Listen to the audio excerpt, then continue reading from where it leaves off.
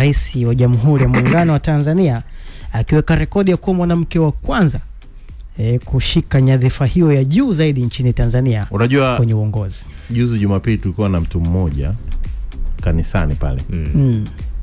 Tulikuwa tunapanga kubomoa jengo la kanisa, jenge lingine. Akasema hivi, kupiga gharama ikaja kubwa sana. Akasema tulijenge kwa miaka 5. Watu wakashtuka. Miaka 5 yote hiyo? Akauliza, hivi mnaujua mwaka? Sasa nimethibitisha. Unaweza usiamini leo Rais Samia ametimiza miaka 4. Would you believe it? 4 years. Kama juzi tu Fikiria kama ungekuwa umekaa hayo malengo ya kufanya jambo fulani ndani ya miaka 4. Maana leo ungelikamilisha. Kwa miaka 4 ya Dr. Samia leo. Dr. Samia Suluhu Hassan ametimiza miaka 4 akiwa madarakani kama rais wa Jamhuri ya Muungano wa Tanzania. Sasa simulizi ya Rais Dr. Samia Suluhu Hassan inaanzia miaka mingi kidogo inaanzia miaka mingi kidogo. Watu wengi hawajui historia yake. Hawajui historia yake, lakini ukifuatilia kwa karibu, huyu ni rais aliyetabiriwa tangu mwaka 2006 na aliyekuwa mnajimu mkuu ama mnajimu maarufu zaidi Afrika Mashariki, Sheikh Yahya Hussein. Nakumbuka katika moja kati ya mikutano yake na waandishi wa habari wakati ule akitoa masuala ya kinajim, Sheikh Yahya aliwahi kusema mwaka 2006 hiyo kwamba baada ya vipindi viwili vya Rais Jakaya Kikwete, Tanzania itapata rais mweusi. Atakuwa mchekeshaji sana, ila hatokaa sana. Na baada ya hapo ndo Tanzania itapata rais wa kwanza mwanamke. Sasa kwa wakati ule watu wote tulicheka. Na kuna ambaye alikuwa anaona huyo ikitimia. Na kuthibitisha hilo, Mwenyezi Mungu Bwana akamchukua mzee wetu huyo. Sheikh mwenyewe alifariki dunia mwaka 2011. Na miaka 10 baada ya kufariki dunia, kile alichokisema mwaka 2006 ndicho ambacho kilikuja kutokea. Sasa unajua kwenye unajimu baada ya hicho kutimia, watu wakarudi nyuma kuja kukumbuka maneno ya Sheikh Yahya Hussein wakati akitabiri ujio wa Rais Samia kama rais wa kwanza mwanamke nchini Tanzania mwaka 2006. Sasa 2006 wakati anatabiri hayo Sheikh Yahya, Rais Samia mwenyewe ndo kwanza yuko zake huko. Alikuwa ni waziri wakati ule. Alikuwa waziri wa nchi, ofisi ya makamu wa rais, akishughulikia masuala ya muungano. Kwa ofisi ya makamu wa rais wakati ule, akiwakilisha pia viti maalum kupitia Chama cha Mapinduzi kwenye bunge la Jamhuri ya Muungano wa Tanzania. Na safari yake kisiasa wakati ule ndo kwanza ilikuwa na mwaka wa 6 tu, alianza mwaka 2000. Kwa hiyo haikuwa hata yeye mwenyewe hakuwa anajua Sheikh anachotabiri kama kinamhusu yeye moja kwa moja. Na miaka mingi baada ya Sheikh kutabiri, kwa maana 2006 hadi 2021, miaka mingapi? Miaka 6 mpaka 2021. Miaka ngapi? 2021. 2021. Miaka 5 11. Miaka 11. Kutoka mwaka 2006 hadi 2021. Miaka 15. Mambo ya hesabu yashazalilika. Miaka 15 baadaye, baada ya utabiri huo, yakatimia katika ardhi hii iliyopewa jina la Kisiwa cha Amani Tanzania. Hii ilikuwa inaitwa Bandari ya Salama Tanganyika wakati huo. Kwa hiyo Rais Samia akawa rais wa awamu ya 6 wa Jamhuri ya Muungano wa Tanzania baada ya kifo cha aliyekuwa rais wa awamu ya 5 Dr.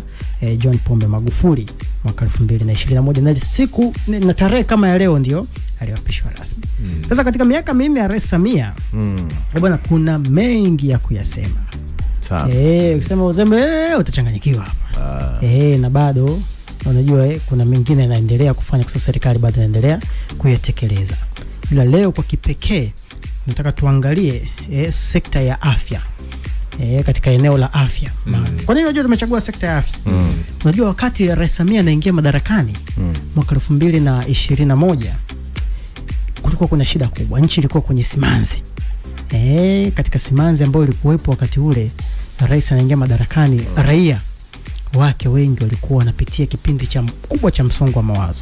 Kwa matatizo ya afya ya akili yalikuwa makubwa zaidi. Ukifuatia ripoti ambayo iliwahi kuchapishwa na Kituo cha Sheria na Haki za Binadamu LHRC mwaka 2023, ilibaini kuwa matukio ya kujiua yaliongezeka kutoka matukio 35 mwaka 2022 hadi matukio 57 mwaka 2023, na ongezeko ilikuwa ni ongezeko la 60%. Wakati ripoti ya karibu ambayo ilifanyika wakati ule na ofisi ya mdhibiti na mkaguzi mkuu wa hesabu za serikali CAG mwaka 2022, mwaka mmoja tu baada ya ilionyesha pia ongezeko la ugonjwa wa afya ya akili. Kwa mfano hospitali ya taifa ya akili ile ya Mirembe ilikuwa ikihudumia wagonjwa 3472 mwaka 2019, na idadi hiyo ikaongezeka na kufikia watu 5060 mwaka 2022, sawa na ongezeko la 31%. Kwa nchi ilipitia kipindi kigumu kuanzia kwenye eneo la afya ya akili. Lakini baada ya Rais Samia kuingia madarakani, hotuba yake ya kwanza bungeni aligusia kwa umuhimu mkubwa swala la afya. Kumbuka tulikuwa tumetoka pia kwenye janga la COVID. Tupo wakati huo rais anachukua nchi, tupo kwenye uviko 19. Na Rais Samia alihutubia bunge tarehe 22 Aprili mwaka 2021 akitoa matarajio, mipango yake. Unajua katika hotuba ambayo alielezea dira yake kuelekea miradi mbalimbali ya maendeleo, lakini aligusia kwa umuhimu sekta ya afya. Sasa tujikumbushe kidogo alichokisema kwenye hotuba yake, alafu nitakujuza kwa undani kwenye sekta ya afya katika miaka ya Samia hii minne kunani. Kama mnavyofahamu, kwenye miaka mitano iliyopita tumepata mafanikio makubwa, ikiwemo kujenga vituo vya kutolea huduma za afya 1887, zikiwemo zahanati 1198, vituo vya afya 487, hospitali za wilaya 99, hospitali za rufaa za mikoa 10 na hospitali za rufaa za kanda 3. Katika miaka mitano hii tunayokwenda nayo mpaka 2025, tutaimarisha upatikanaji wa huduma za afya kwa kuendelea kujenga miundombinu, kuongeza watumishi, vifaa tiba, dawa na vitendanishi. Aidha, juhudi za kupunguza vifo kwa wajawazito na watoto zitaendelezwa. Waheshimiwa wabunge, huu ni mradi wangu wa moyoni kabisa.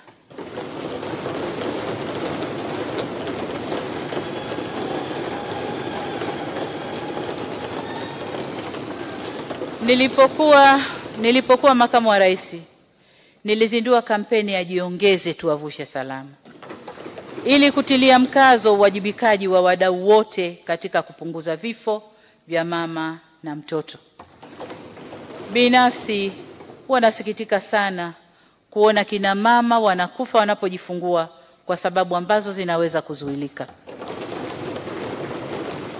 Kampeni ile niliyoizindua imetusaidia kupunguza vifo vya kina mama kwa kiasi fulani. Aidha, tutaelekeza nguvu pia katika kinga na tiba, ikiwemo kwa magonjwa yasiyokuwa ya kuambukiza ambayo yanasababisha vifo vingi na kugharimu serikali fedha nyingi. Tutaimarisha pia huduma za matibabu ya kibingwa na kuzipeleka huduma hizi kwenye hospitali za rufaa za mikoa. Tutaimarisha utoaji wa huduma za matibabu kwa wazee na tutaweka mipango maalumu kuhudumia makundi yenye magonjwa adimu. Tutaimarisha mifuko ya taifa ya bima ya afya ili kufikia lengo la kuwa na bima ya afya kwa Watanzania wote. Kwa sasa inasikitisha kuona kwamba ni Watanzania 8,224,024 peke yake 271 ndio wanaotumia bima, ambao ni 14% tu ya Watanzania wote. Vile vile tutahamasisha ujenzi wa viwanda vya kutengeneza dawa, vitendanishi, vifaa tiba pamoja na chanjo mbalimbali.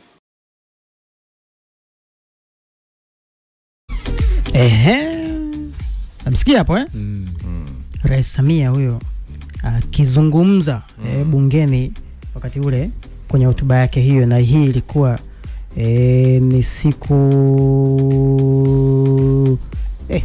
imani bwana zeka tena 2021 ndio kizungumza pale akitoa mwelekeo wake wa serikali yake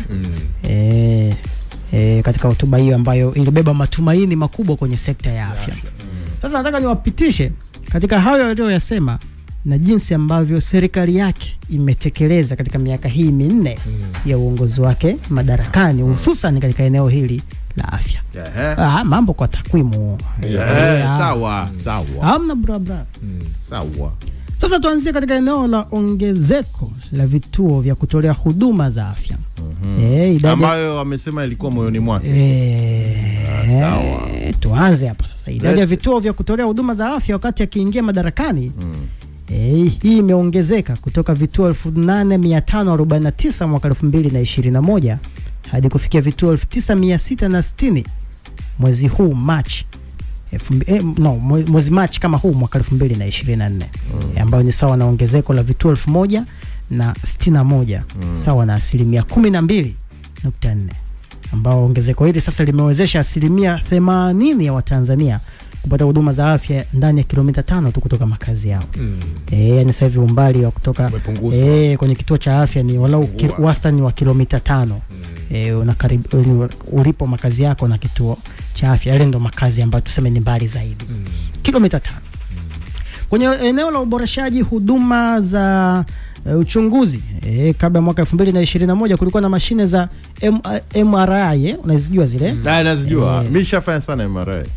Zilikuwa 7 pekee nchi nzima. Hadi kufikia mwezi Machi mwaka 2024 mashine mpya 6 zikanunuliwa na kufanya jumla mashine za MRI kufikia 13, ikiwa ni ongezeko la 85.7 katika eneo hilo. Kumbuka pia vile vile mashine zile za CT scan zimeongezeka kutoka 13 mwaka 2021 hadi kufikia 45 mwaka 2024, ikiwa ni ongezeko la mashine 32 sawa na asilimia zaidi ya 100, yani asilimia 246.2 toka ukipiga calculation zile za kawaida. Mashine za digital x-ray wataalamu wanajua zinatumika mambo kidigitali zimeongezeka kutoka mashine 147 hadi kufikia mashine 346 katika kipindi hicho, ongezeko la mashine 199 sawa na asilimia pia 135.4. Kwenye eneo la kuimarisha huduma za dharura na wagonjwa mahututi. Sasa hapa serikali imekamilisha ujenzi wa majengo 23 ya huduma za dharura wanaita EMD katika hospitali maalum za kanda na mikoa yote na majengo 66 kati ya 82 katika ngazi za halmashauri yamekamilika na yanatoa huduma tunavyoongea hivi sasa. Pia majengo 28 ya huduma kwa wagonjwa mahututi kwa maana ICU yamejengwa pamoja na mitambo 21 kuzalisha hewa tiba ya oksijeni. Moja kati ya shida kubwa wakati ule wa COVID ilikuwa ni kupata hiyo nini za oksijeni, mifumo ya upumuaji, mifumo kusaidia upumuaji. Kwa hiyo ikaja zikaongezeka hizo na mitambo 21 ikazalishwa kwa ajili ya kutengenezea hiyo hewa tiba ya oksijeni.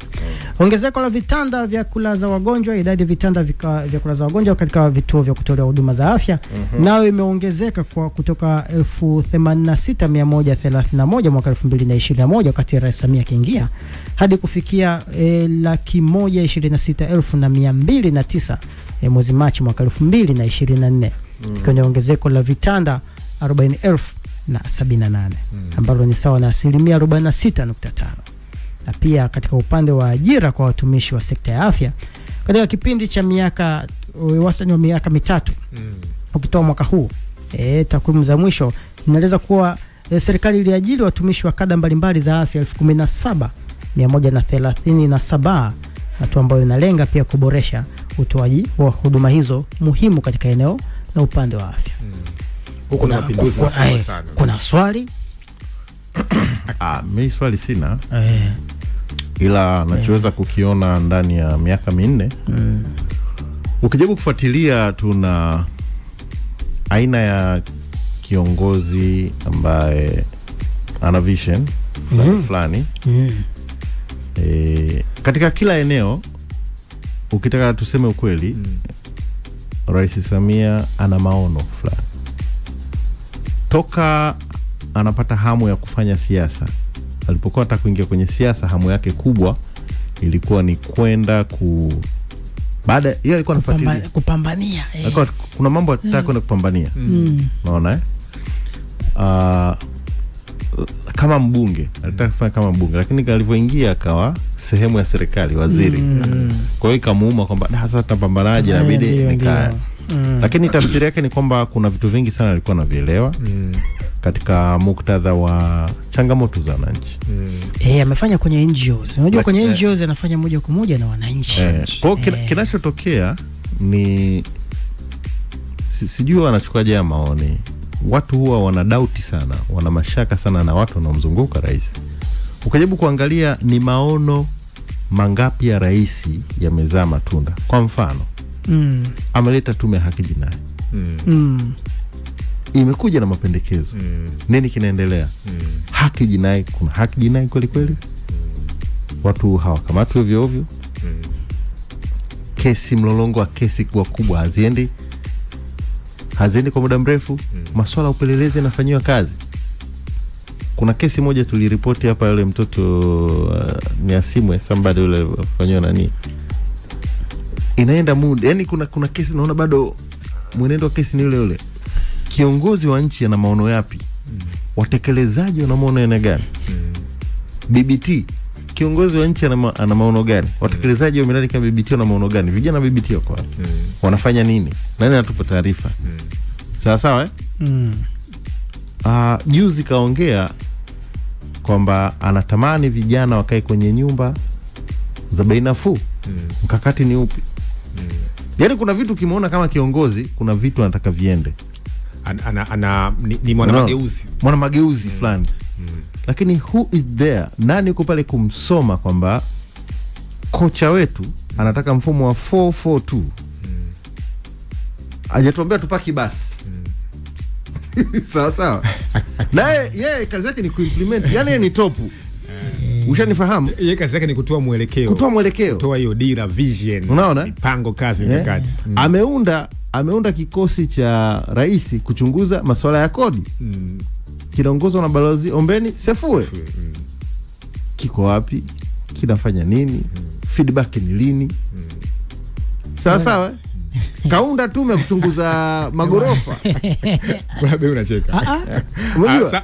Yaani mimi naweza kusema ni kwamba tuna aina kiongozi ambaye yeye anakaa anachora mifumo. Sam nikwambie kitu. Unajua mimi nikimtazama Rais Samia na mtazama na mfananisha na kiongozi mmoja ambaye alitokea China. Sawa China, unajua ukisoma historia ya China Abel, wana viongozi wengi, lakini viongozi wao watatu ambao wanawaheshimu sana. Kuna Mao Zedong ambaye aliwapa uhuru, kuna Deng Xiaoping aliwafanya kuwa matajiri, alafu na Xi Jinping amewafanya kuwa na nguvu. Viongozi watatu. Sasa alipoingia Deng Xiaoping, ukisoma historia ya China, sawa kiongozi ambaye amewapa China utajiri ni Deng Xiaoping. Sasa ukiangalia falsafa za Mheshimiwa Rais, ni falsafa kama za Deng ambayo alizifanya mwaka 1978. Reform, kufanya mageuzi ya kiuchumi, mageuzi ya sekta za afya. Sawa kuichukua China sasa, kwa sababu China ilikuwa imejifungia miaka 30 na kuipeleka duniani. Ukisoma historia ya Deng, kwa ukimwangalia Mheshimiwa Rais ana falsafa kama zile za Deng. Sawa mageuzi ya kiuchumi. Leo kwa mfano hii diplomasia ya uchumi ambayo Mheshimiwa Rais amekuwa akipambania, paka kutengeneza filamu, watalii, kutumia masuala ya sports tourism, michezo, kuhamasisha hamasa. Hizi alizifanya Deng kutazama. Kwa ni kwamba sasa ni aina kiongozi ambaye ana mtazamo mkubwa sana kuhusu Tanzania. Sawa, hiyo ya kwanza. Lakini vile tafsiri yake ya mageuzi. Sawa, kuna sekta nimependa hapo Abeli takwimu ambazo umetuletea, sekta ya afya kutazama. Kuna masuala ya afya ya akili. Kwa ni kiongozi ambaye ana hiyo hamu kubwa na tamaa ya kuleta mageuzi kwa watu wa chini kabisa. Kwa sasa nafikiri kuna hoja ambayo umezungumza, umejenga. Nafikiri sasa lazima wasaidizi, watu ambao wanamtazama, wananchi, tuelewe huo mtazamo wake. Sawa na tuufuate. Jamani, mimi niliuliza kuna mwenye swali kwenye sekta ya afya. Sisi Mimi ndo nileta mada mjadala mezani. Mwenyekiti akabadilisha mjadala wangu kwenye sekta. Unajua nilitoa tahadhari. Unajua swali liko nikasema hivi. Swali liko hivi. Ngoja kwanza. Mimi nilisema hivi. Rais Samia miaka 4 kuna mengi, ila mimi nataka niongelee sekta ya afya. Hasa hapo kwenye afya, ngoja nikwambie, haya tuliyosema yanakwenda kuoana hapo. Juzi makamu wake wa CCM Mzee Wasira ametoa msisitizo tena, kasema watoto chini ya miaka 5. Hivi ni juzi jana Wasira kasema anataka watoto chini ya umri wa miaka 5 sawa wafanye nini? Watibiwe bure. Kwenye sekta afya si sahihi. Anataka wazee watibiwe bure. Kwani silipo? Ndicho ninachokwambia. Umemsikia huyu mzee kwanza alivyoanza. Ndicho ninachokwambia kwamba Sama alikuwa na maono. Umemsikia lakini kwenye nchi afya unaiweka namba ngapi? Afya kwenye nchi? Blaza. It's number 1 my brother. Unaelewa Afya ni mtaji. Tumeanzia kwenye mtaji kwanza. Kabla tupate maendeleo uchumi nini, tumegusia kwenye huo mtaji. Ndio maana nikakuchagulia afya. Sasa wewe mzee umetoka kwenye afya yangu ya afya, umeenda kwenye afya yako ya afya. Mimi na maana kwamba umekuja kwenye mjadala wa afya badala ya afya inayozungumzia mimi. Mjadala ni wa afya kweli. Sio afya.